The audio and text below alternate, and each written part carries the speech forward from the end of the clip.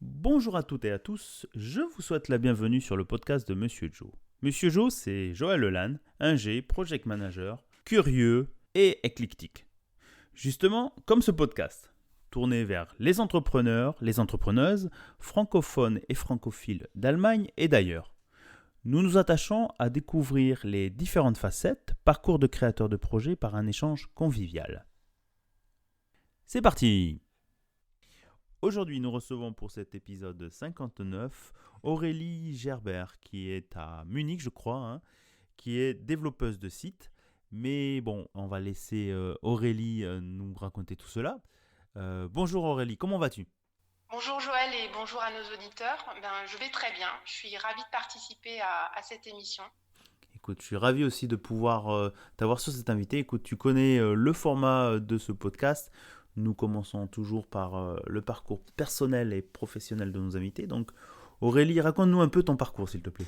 Alors peut-être je vais commencer rapidement par me présenter. Ça pourra permettre d'éclairer un petit peu mon parcours professionnel. Mhm. Donc je suis une personne sensible qui a pour principal moteur le respect du vivant sous toutes ses formes. Donc je me suis très vite intéressée à l'écologie. Et je fais très attention à ma consommation que je veux sobre et responsable.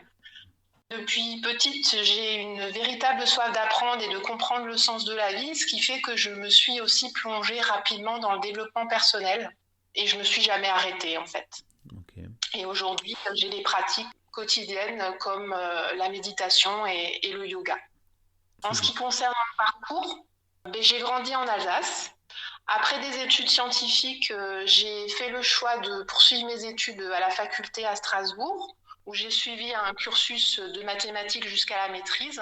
Mhm. Ces études m'ont assez naturellement amené à exercer le métier de professeur de mathématiques pendant 18 ans.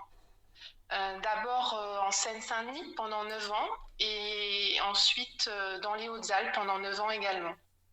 Mhm. Donc pendant ces 18 années, j'ai été amenée à accompagner des élèves très différents et qui, pour certains, étaient en grande difficulté dans ma discipline. Et donc, pour les aider au mieux, je me suis intéressée et formée à la didactique des mathématiques et aux neurosciences. Au fil du temps, j'ai fini par mettre au point une méthode d'apprentissage des mathématiques basée sur le fonctionnement du cerveau. Et j'ai eu des résultats avec mes élèves qui étaient au-delà de mes espérances.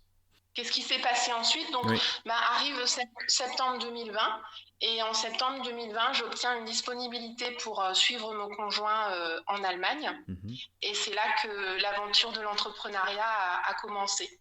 Donc, Mhm. quelques mois après notre arrivée en Allemagne, j'ai créé une auto-entreprise de cours particuliers de mathématiques en ligne Mhm. qui était justement basée sur la méthode que j'avais mise au point.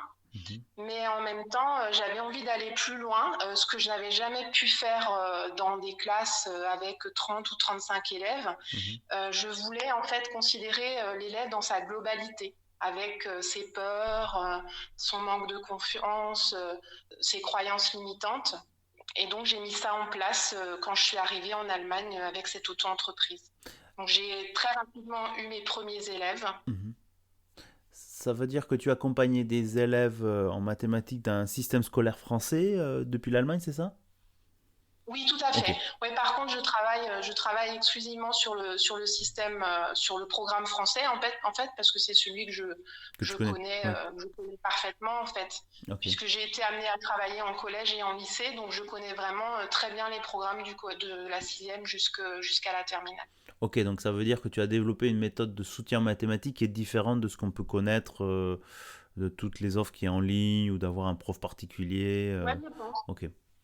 Je pense, ouais, c'est très différent et c'est d'ailleurs pour ça que les parents se tournent vers moi.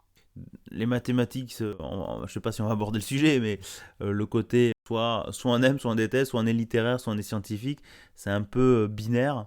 Et en fait, des mathématiques, on en a besoin tout le temps. Et le fait est peut-être de travailler, donc tu travailles sur les blocages, j'imagine, par rapport à la matière. Ouais, c'est ça. Ok, Ouais, tout à d'accord. fait. Je travaille sur les blocages. Je travaille aussi.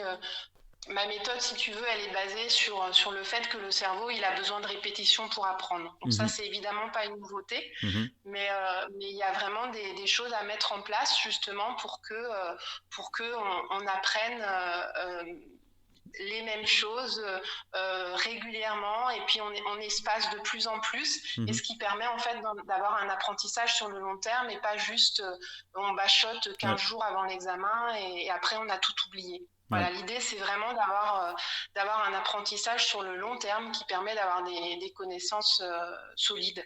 Mais je pense que aujourd'hui tu voulais venir plus nous parler de... Donc tu as développé aussi une autre activité Oui, tout à entrepreneuriat. fait. Et donc tu voulais parler de développement de website, puisque je suis un peu sur ce sujet-là. Donc tu développes des sites internet Ouais. éco-responsables. Est-ce que peut-être on soit dans ce sujet-là, qu'est-ce que tu en penses?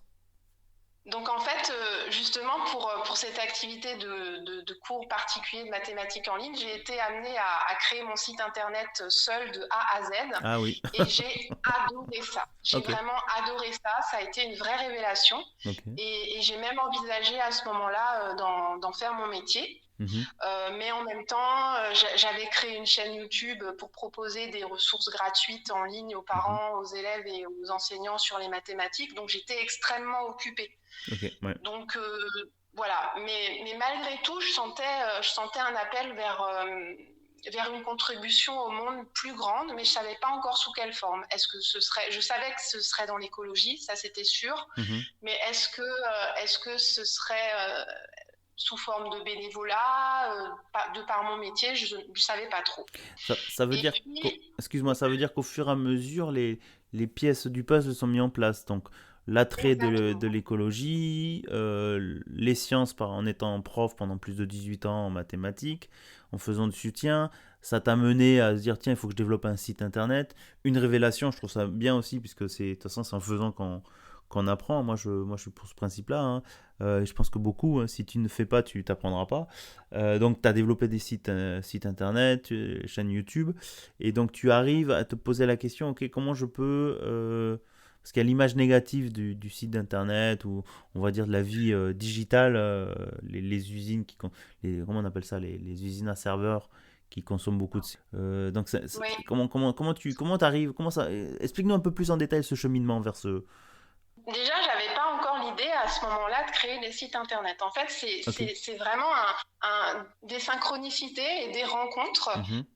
puisque quelques mois plus tard, en fait, quelques mois après avoir créé ce site internet, j'ai une de mes connaissances qui m'appelle et qui me dit, bah voilà, j'ai vu ton site, je le trouve super, Mhm. j'ai besoin de quelqu'un pour faire le mien, parce que moi, j'ai absolument pas envie j'ai Ouais. pas le temps, puis j'en ai pas du tout l'envie. Mm. Est-ce que tu serais OK pour créer mon site? Et Ok. là, je me suis dit, bah, voilà, Un c'est la essai. vie qui, ouais, c'est un signe de la vie. Je me Oui. suis dit, allez, ok, on y va. Et j'ai dit oui. Ok. Et donc, j'ai ajouté cette activité à mon auto-entreprise. Mhm. Et là, j'ai commencé à compléter et développer mes compétences de programmation que j'avais acquises dans mon cursus de mathématiques Mhm. et à me former à l'éco-conception. Parce que pour moi, c'était pas envisageable de créer des sites internet classiques. C'était indispensable pour moi de participer à la transition écologique en créant des sites internet éco-responsables. Donc voilà, c'est comme ça que ça a commencé en fait. Et Ok. il se trouve que ce client, quand je lui ai proposé un site éco-responsable, je lui ai dit bah voilà, moi je veux bien faire ton site, mais sache que ce sera comme ci, comme ça. Est-ce que t'es partant? Et il a été hyper emballé par l'idée. Mhm. Et voilà, donc maintenant, du coup, je suis développeuse de sites internet éco-responsables. Alors, alors sur ce marché-là, parce que ça me fait venir à la première question que je me pose, parce que du éco-responsable, moi, ça me fait toujours penser à l'époque, bon, dans les années 90, le marché équitable, tout le monde s'est mis dessus, et après, il y a eu on va dire, des dérives. Éco-responsable, on fait tous du bio. Après, être éco-responsable, ça veut dire... excuse-moi de la petite blague, mais ça va être dans le sens, ouais, on passe tout à l'électrique. Je suis pas sûr que ce soit tellement éco-responsable dans la mobilité, par exemple. Mais qu'est-ce Oui. qu'un site éco-responsable?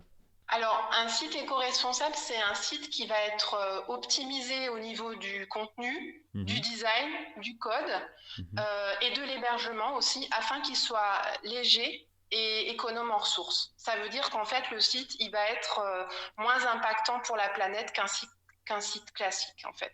Ok, est-ce que ça n'a pas une influence peut-être parce que certains sites sont faits de telle manière que pour pouvoir être plus facilement trouvés, SEO et compagnie, je ne sais plus comment ça s'appelle, pour les recherches, ils ont Ouais. 36 000 pages qui n'apparaissent pas, mais qui leur permettent enfin de truquer les algorithmes pour les trouver. Est-ce que le fait de peut-être créer un site éco-responsable, ça va quel est l'avantage d'un côté ou de l'autre Moi, je me pose la question. On a la vie numérique qu'on développe. On génère beaucoup de données. Et toutes ces données-là, ça a un impact sur l'environnement. On est bien d'accord. Mhm. Oui, Comment, tout à fait. pourquoi un site est éco-responsable comment tu peux l'expliquer à nos auditeurs. Moi, je suis curieux de savoir l'idée. Est-ce qu'il y a beaucoup de monde sur ce réseau? Ça fait beaucoup de questions. Excuse-moi, hein, Aurélie, hein. Ouais, alors il y a pourquoi, dans tes questions, j'ai entendu pourquoi un site éco-responsable et quels sont les avantages. Voilà, Alors le pourquoi, pour le pourquoi, donc je vais donner quelques chiffres qui me semblent vraiment très parlants. très bien. Donc en 2019, le Green IT, qui est un collectif d'experts du digital, a mené une étude en fait qui a montré que l'empreinte annuelle mondiale du numérique connecté était de l'ordre de 1500 TWh d'électricité, ce qui correspond à la consommation d'environ 215 millions de Français, Ouf, c'est-à-dire 3 fois la France, waouh. 1500 millions de tonnes équivalent CO2, et ça, Mhm, ça représente les émissions d'environ 150 millions de Français, donc 2 fois la France. mhm. Et pour finir, 7,8 milliards de mètres cubes d'eau, ce qui correspond à la consommation d'eau de 145 millions de Français. Ah ouais. Or, les sites web et les services en ligne, justement, concentrent une part très, très importante de ces impacts environnementaux. Et Mhm. ça a été très accentué ces dernières années. Par exemple, le poids moyen d'une page, il a été multiplié par 155 en 27 ans. Il est passé d'environ 14 kilooctets en 1995 à plus de 2200 kilooctets en 2022. Donc ça veut dire Donc que vraiment, la technique qui ouais. était supposée nous simplifier la vie, et c'est ce que je vois parce que j'aime bien quand tu as dit faites des sites internet éco-responsables qui soient plus légers, du code optimisé, qui prennent moins de place et tout, et je me rends compte que je suis pas dans l'IT, hein, mais ce que j'ai vu c'est que le développement automatisé de code, machin, ça fait un volume pour un en fait on a l'effet inverse. On a tellement de ressources, on va dire, les capacités de calcul, on dit bon le terawatt est moins cher parce que comment on appelle ça, la miniaturisation, on peut avoir beaucoup de données, mais au fait on a l'effet inverse quand tu dis ça a multiplié par combien une page le poids, tu as dit 155. en combien de temps? 155. En 27 ans. Donc c'est quand même affolant, c'est-à-dire qu'en fait au lieu d'alléger le code à travers le temps par les techniques, on a l'effet inverse quoi, de boulémie quoi. C'est ça.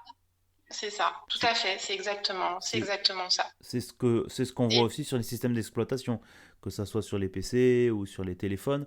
Les téléphones sont oui. toujours à avoir une capacité de stockage qui était il y a quelques années à quelques gigas, à maintenant à 600 gigas ou autre. Et au final, on se rend compte que je prends l'exemple du téléphone, je pense que ça parle à tous les auditeurs, à tout le monde.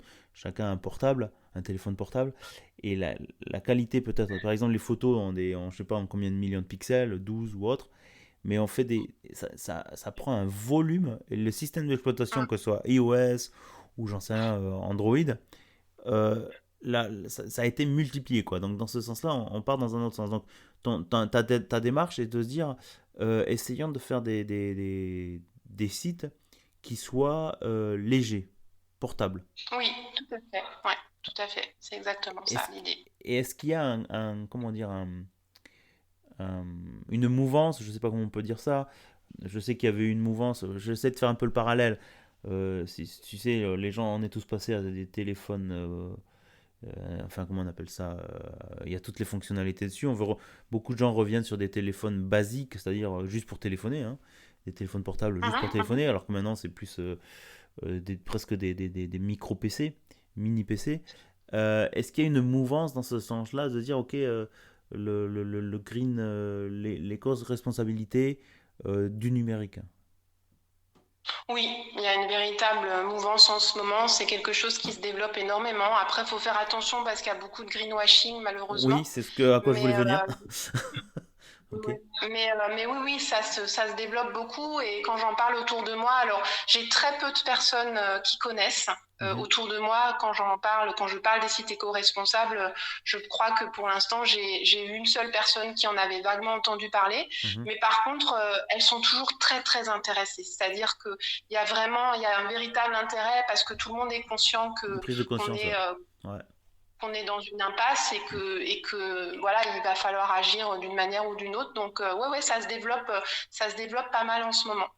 Alors, je dois avouer que quand tu eu la prise de contact grâce à la ruche Munich, qu'on salue hein, d'ici sur ce podcast, hein, pour un petit clin d'œil aussi pour les auditeurs qui n'auraient pas écouté ou qui ne connaissent pas la ruche Munich, bon, je les invite à aller voir ou à aller écouter l'épisode, je crois, 31. C'est l'ancienne présidente de la SOS, de peut-être écouter ce qui se fait.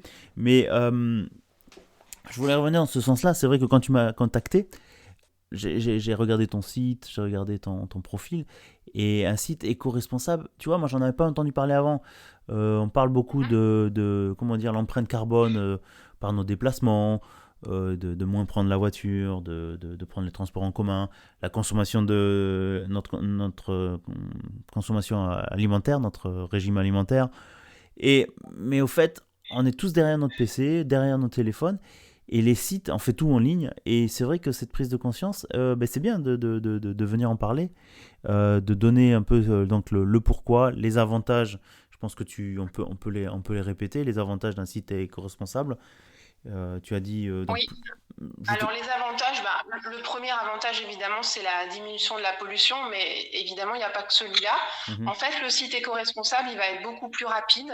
mhm, Il faut savoir que 40% des internautes quittent une page internet si elle met plus de 3 secondes à se charger. mhm, Le référencement aussi va être amélioré parce qu'un site rapide est favorisé par les moteurs de recherche. mhm. Et le dernier avantage que je vois, c'est que l'expérience utilisateur, du coup, elle est plus fluide, elle est plus sobre, elle est plus efficiente. Et à une époque où la plupart des pages sont chargées de pubs ou Ouais. d'animations inutiles et inconfortables, ben, on préserve notre cerveau et on évite la surcharge cognitive. Ah bah alors écoute, je pense que moi tu me l'as vendu parce que au final on va en retour à l'essentiel quoi. C'est-à-dire qu'on est tellement bombardé par les médias, par des éléments qui troublent la concentration. Je veux dire les différents réseaux sociaux, les informations, il y en a de partout. Donc c'est bien. Donc ça fait un lien aussi avec ce que tu as étudié sur les neurosciences, j'imagine. Tout Complètement. tout est Oui, lié, tout est lié quoi. complètement. Oui, c'est Tout, vrai. Ouais, complètement. tout est lié, Mm. c'est formidable. Écoute, Aurélie, c'est super intéressant. Merci de venir nous partager ça, nos auditeurs. J'aimerais aussi que revenir. Alors, tu nous avais parlé, on avait discuté un peu en off, de un peu comment réduire aussi un conseil nos auditrices et nos auditeurs. J'espère qu'ils écoutent avec attention cet épisode, parce que je pense que c'est une thématique qui va faire son cheminement. Donc, bravo pour toi de partir dans ce sens-là. Je pense que c'est bien. Est-ce que tu as des conseils à nos auditeurs comment réduire leur empreinte numérique au bureau ou dans leur consommation du numérique? Oui. Alors le premier conseil, je dirais, c'est d'éviter de se suréquiper. Donc on évite, enfin on limite au maximum le nombre et la taille des écrans. Mhm, Ça, c'est le premier conseil. Le deuxième, c'est qu'on allonge la durée de vie des appareils parce que, en fait, ce qui est extrêmement polluant, c'est la production des appareils. Donc, on essaie de les garder le plus longtemps possible. On est raisonnable dans l'usage de la vidéo en ligne pour éviter de saturer le réseau de l'entreprise, parce que si on sature le réseau, ça va demander de construire d'autres infrastructures mhm, et voilà, ça va augmenter d'autant la pollution. On évite les pièces jointes dans les mails. On peut les remplacer par exemple par un lien vers un site de téléchargement. ouais, Alors j'ai deux exemples en tête, grosfichier.com ouais, ou swisstransfer.com. mhm, Et puis bah, évidemment le dernier geste, ce serait d'éco-concevoir les services numériques de l'entreprise parce qu'on peut ainsi diviser par un facteur 3 à 70 les impacts environnementaux. Donc il y a vraiment moyen d'agir de ce point de vue-là. Ok, bah, alors merci parce que je pense que ça m'a fait sourire la remarque que tu as dit, les pièces jointes. Même si, bon, dans le milieu, dans l'industrie où je suis, moi je vois que de plus en plus on en voit plus faire le lien sur un serveur où Mhm. le document est présent. Et on n'envoie pas à chaque fois par mail la pièce jointe, enfin, une PowerPoint, hein, pour pas citer, où tu as des Oui. présentations qui augmentent à chaque fois qu'il y a une personne qui rajoute un slide, des images haute définition qui, bon, c'est très bien, hein, pour illustrer, hein. Moi, je suis dans le commercial, donc il y a beaucoup de marketing, des belles images, mais se dire au final, ce que le client a besoin, c'est de savoir ce que tu sais faire, l'information, revenir à l'essentiel. C'est vrai que c'est bien d'avoir du visuel, mais se poser la question, est-ce que c'est bien utile d'avoir un fichier, une présentation par exemple, qui fait plus de quelques mégas, alors que peut-être en 2 slides, l'information peut aussi passer, quoi. Tu disais, donc ça c'est les gestes pour réduire efficacement son empreinte numérique. Est-ce qu'il y a des gestes qu'on nous vend un peu comme étant éco-responsables ou pour réduire l'empreinte numérique, mais qui sont un peu, entre guillemets, du bullshit? Oui, il y en a. Il y en a. Alors, le premier, je dirais, c'est de supprimer ses courriels. Alors, ça va peut-être paraître surprenant à nos auditeurs, mais en fait, évidemment, ça fait pas de mal de supprimer ses courriels, mais c'est extrêmement punitif parce que je pense on l'a tous fait. Ça prend un temps fou Ouais, et en réalité, c'est très peu efficace. ok. Voilà, pour vous donner un ordre d'idée, il faut 2 fois plus d'énergie pour envoyer un mail que pour le stocker pendant un an. Donc, il vaut bien mieux envoyer moins de mails et remplacer, comme je l'ai dit tout à l'heure, les pièces jointes par un lien vers un site de partage. Ok. Ce sera beaucoup plus efficace. Le deuxième geste, c'est d'utiliser, enfin le deuxième geste à oublier, hein, à éviter, c'est d'utiliser un moteur de recherche dit écolo. Mhm. Parce qu'en fait, ces moteurs de recherche n'existent pas, c'est du pur greenwashing. Ok. Euh, ceux qui sont présentés comme tels, en fait, ils ajoutent en réalité des impacts. Donc, C'est-à-dire que c'est pire après qu'avant. donc ça veut dire que c'est une Alors, surcouche, c'est en fait une façade ouais, et ils utilisent d'autres moteurs de recherche, quoi. c'est ça. Ce ne sont pas des moteurs de recherche, mais ce sont des habillages Mhm. des résultats de Google, de Yahoo, de Bing, Mhm. selon les cas. Mais le problème, c'est que pour cet habillage, en fait, il faut ajouter des serveurs supplémentaires devant les précédents.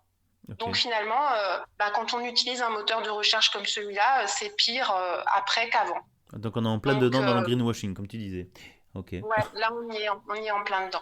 Ok. Et donc il vaut mieux utiliser une solution légère et qui préserve la vie privée comme DuckDuckGo par exemple. Ah oui, oui, je l'utilisais à une époque, je l'utilise plus trop. C'est vrai que.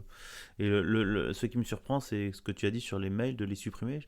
Moi, j'en supprime, enfin, je les supprime, je vide régulièrement ma boîte email. Mais bon, c'est tout ce qui est spam ou les choses qui sont plus utiles. Mais c'est vrai que sinon, je stocke tout. Et le troisième geste qui est plutôt dans le sens greenwashing. Alors, je dirais pas que c'est du greenwashing, Mais en fait, c'est une pratique en fait qui est répandue et qui est celle de vider le cache du navigateur. Et en fait, il faut surtout pas le vider, le cache, parce que justement, il permet d'éviter de télécharger à nouveau un fichier qu'on aurait déjà téléchargé. Voilà, donc ça, c'est vraiment une pratique à éviter. alors c'est marrant, c'est une idée reçue. Bah, écoute, je crois que les trois infos que tu viens d'indiquer, moi je sais pas pour les auditeurs, je les inviterai à réagir. Tu vois, des idées reçues qu'on nous a données quand on a démarré à surfer et autres, de vider le cache, de vider les mails. Bon, j'utilise pas de moteur recherche éco-responsable, enfin green, ou je sais pas comment on dit, éco-responsable. Ouais, ouais. Peut-être en est feignant, j'utilise soit toujours Google ou d'autres moteurs de recherche en mode pour protéger la vie privée. Mais merci parce que c'est vraiment. On n'y pense pas, donc ça veut dire que tu as fait tout un sacré travail de recherche dans ce sujet-là. Oui, Je t'en remercie. ouais, parce que moi aussi, hein, je suis tombée dans le panneau de certaines pratiques et oui, le fait de me former à l'éco-conception, du coup, j'ai pris conscience d'un certain nombre de choses et de certaines pratiques qui étaient absolument à bannir. Aurélie, on arrive un petit peu à la fin de notre épisode. Super intéressante comme thématique. J'invite nos auditeurs, on va indiquer tes coordonnées pour tout ce qui est création de site. Mais est-ce que tu as une autre thématique à ajouter qu'on aurait peut-être oublié? J'en sais rien. Bah non, écoute, je pense qu'on a fait le tour de la question. Moi, j'étais absolument ravie de pouvoir échanger avec toi sur ce sujet qui me tient vraiment à cœur. Voilà, donc je suis contente d'avoir pu peut-être un peu Apporter ta donner pierre à des l'édifice. pistes. Ouais, voilà, exactement. Apporter ma pierre à l'édifice, voilà, c'est quelque chose qui est vraiment super important pour moi. Et donc, merci beaucoup, Joël, de m'avoir donné la parole aujourd'hui. Bah écoute, j'étais ravi que tu viennes me parler de ces thématiques parce que c'est des thématiques, moi ça me surprend souvent, j'ai des thématiques, tu vois, on est biaisé ou on est plutôt concentré sur des sujets sur lesquels on travaille. Quand j'ai lu site internet éco-responsable, je me suis dit, Kezako, qu'est-ce que ça peut bien être? Donc j'espère que comme moi, les auditeurs sortiront de cette écoute avec des nouveaux apprentissages et peut-être des idées de dire, bon, moi aussi je peux participer à mon activité, à être plus responsable dans ma consommation numérique. Et donc, et peut-être vouloir développer ou adapter leur site pour le rendre éco-responsable. Et pour cela, Aurélie, comment on peut te contacter? J'ai donc un site internet qui est slowwebcreation.fr. Mhm. Donc, slow, ça peut surprendre un petit peu, mais ça fait référence en fait au mouvement slow des années 80, Ouais. justement, qui est ce fameux mouvement qui amène à revenir à l'essentiel, à des valeurs plus justes, etc. Mhm. Et donc voilà, slowwebcreation.fr. Ok, aussi on peut te retrouver pour nos amis qui sont sur LinkedIn, bon on revient sur des réseaux sociaux, hein, en te cherchant donc Oui, j'ai une Aurélie. page Aurélie Gerbert. Ouais, j'ai une page LinkedIn Aurélie Gerbert. Donc tu réponds là aussi. Et pour les parents ou les étudiants ou élèves qui ont quelques difficultés en mathématiques, donc on peut toujours te Ouais. contacter. Tu maintiens toujours ton activité sur le Alors soutien en oui, maths, c'est ça? j'y tiens beaucoup, mais par contre, je prends très très très peu d'élèves. D'accord. Donc voilà, donc les gens peuvent aller voir mon site, c'est mattenconscience.fr. Mhm. Mais voilà, bon, Ok. je prends plus beaucoup d'élèves. D'accord, Bon, oui, c'est à j'imagine. savoir. Ok, très bien. Mais écoute, Aurélie, merci beaucoup pour ton passage. J'invite nos auditeurs à te contacter ou à aller lire et s'informer sur cette thématique si ça vous intéresse de développer un peu plus cela. Je te dis, écoute, merci beaucoup à toi. À bientôt. Ouais, un grand merci Joël, à bientôt. Ciao.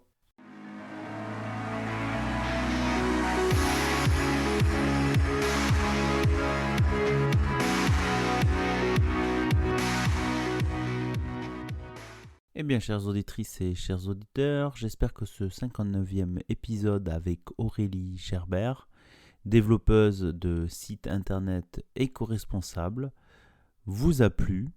Je vous invite à aller la contacter pour en apprendre plus ou pour coder votre site en format éco-responsable. Enfin, j'espère, comme moi, ayant interviewé Aurélie, vous êtes sorti de cet audio avec de nouvelles informations sur cette thématique qui, ma foi, m'était assez inconnue.